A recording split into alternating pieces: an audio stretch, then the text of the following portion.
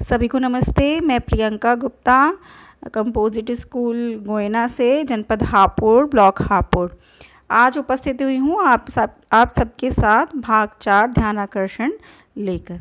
ध्यान आकर्षण का भाग 4 जो है, इसमें सारे परिशिष्ट दिए गए हैं। कुल परिशिष्ट की संख्या 5 है। मैं जल्दी से एक बार बता देती हूँ। पेज नंबर 92 से 126 तक ये भाग 4 विस्तृत है।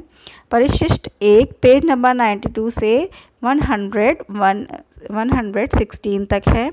इसमें 4 आरंभिक आकलन परीक्षण प्रपत्र के नमूने दिए गए हैं। जैसा कि आप देख रहे हैं, ये पहला नमूना है आरंभिक आकलन परीक्षण प्रपत्र का। ये है हिंदी कक्षा 3 का। इसके अलावा इसमें गणित कक्षा 3, विज्ञान कक्षा 8 और अंग्रेजी कक्षा 4 के भी इसी तरह के 4 सैंपल दिए गए हैं। इसके बाद आता है परिशिष्ट 2। परिशिष्ट 2 पेज नंबर 116 से 120 तक है। इसमें जैसा कि आप देख रहे हैं, अधिगम परिणाम आधारित प्रगति विवरण दिए गए हैं के नमूने दिए गए हैं। इसमें प्रमुख लर्निंग आउटकम दिए गए हैं।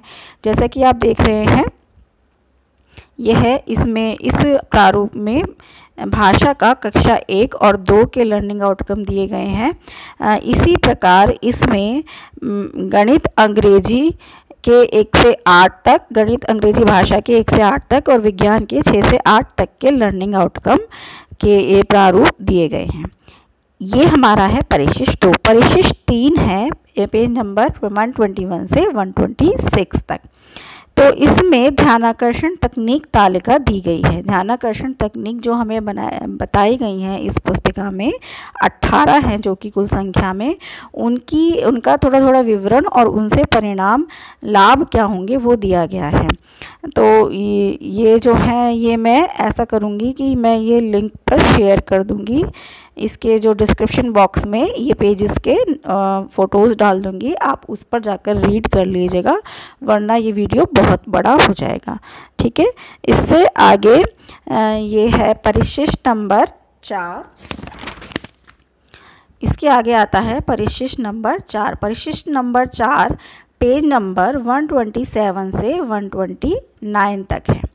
अच्छा, इसमें कुछ मुख्य और बहुत इम्पॉर्टेंट प्रश्न दिए गए हैं, जो अक्सर पूछे जाने वाले फैक्ट के नाम से इसमें दिए गए हैं। ध्यानाकर्षण शिविर सामान्य कक्षा शिक्षण से किस तरह अलग है? ध्यानाकर्षण शिविर सामान्य कक्षा शिक्षण से बिल्कुल अलग है, क्योंकि ये लर्निंग गैप जिन बच्चों में रह गया है उनके अनुरूप चलाया जाता है। प्रश्न नंबर 2, ध्यानाकर्षण शिविर के उपरांत क्या अलग से कक्षा लगाई जाएगी? नहीं, अलग से कक्षा लगाने से बच्चों में हीन भावना आ सकती है। आप निर्धारित कक्षा में ही ध्यानाकर्षण तकनीकों पर आधारित शिक्षण योजना बनाकर उन बच्चों के साथ कार्य करेंगे। ध्यानाकर्षण तकनीकों से शिक्षण करेंगे तो पाठ्यक्रम कैसे पूरा होगा? पाठ्यक्रम से पहले प्रत्येक शिक्षक का दायित्व है वह अपनी कक्षा के बच्चों के वास्तविक अधिगम स्तर को जाने और उसी अनुरूप शिक्षण योजना बनाकर विभिन्न तकनीकों का इस्तेमाल करते हुए शिक्षण कार्य करें। इससे निश्चित ही बच्चे कक्षा व विषयवार निर्धारित लर्निंग आउटकम्स को हासिल कर पाएंगे। एक बार ध्यानाकर्षण से बच्चे अपनी कक्षा अनुरूप हो जाएंगे, उसके बाद आगे का पाठ्यक्रम चलेगा। पिछली कक्षा के शिक्षकों ने ठीक से काम नहीं किया, तभी बच्चे अधिगम स्तर कम है। इसकी सज़ा हमें क्यों दी जा रही है? इसे सज़ा के तौर पर नहीं देखना है। ये हम में से प्रत्येक शिक्षक का कर्तव्य है अपनी कक्षा के बच्चों को सीखने में मदद करें। इसलिए उनके लिए हर संभव प्रयास करना होगा। ध्यानाकर्षण तकनीक के माध्यम से शिक्षण करना ही एक इसका मात्र उपाय है।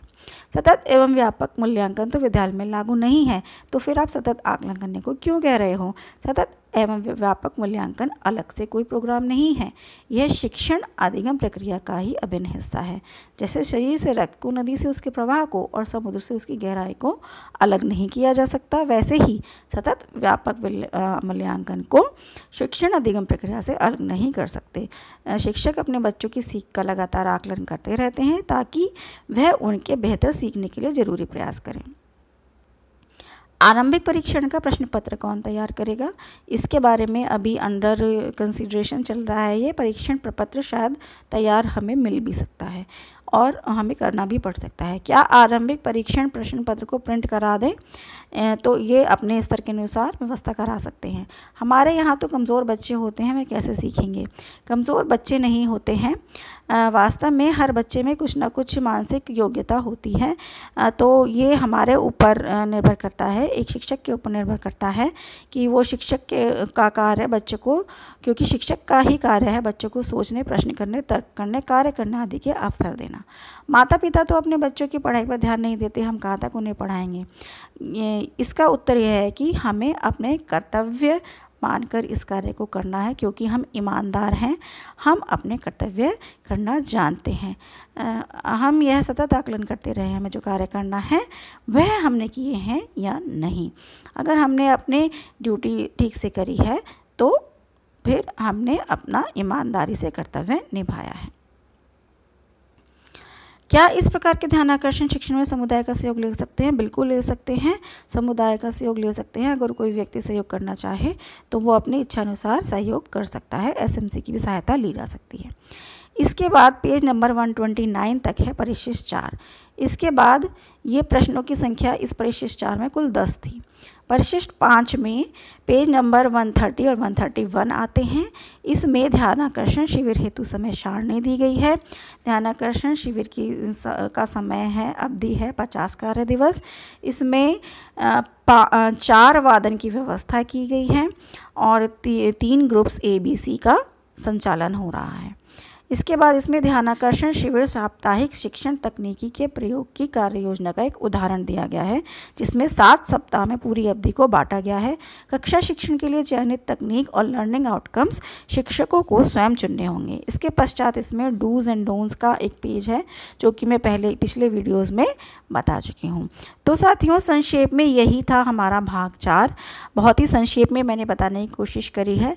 अगर आपको इससे ज़्यादा डिटेल में पढ़ना है तो आप पुस्तिका को खोलकर पढ़ सकते हैं।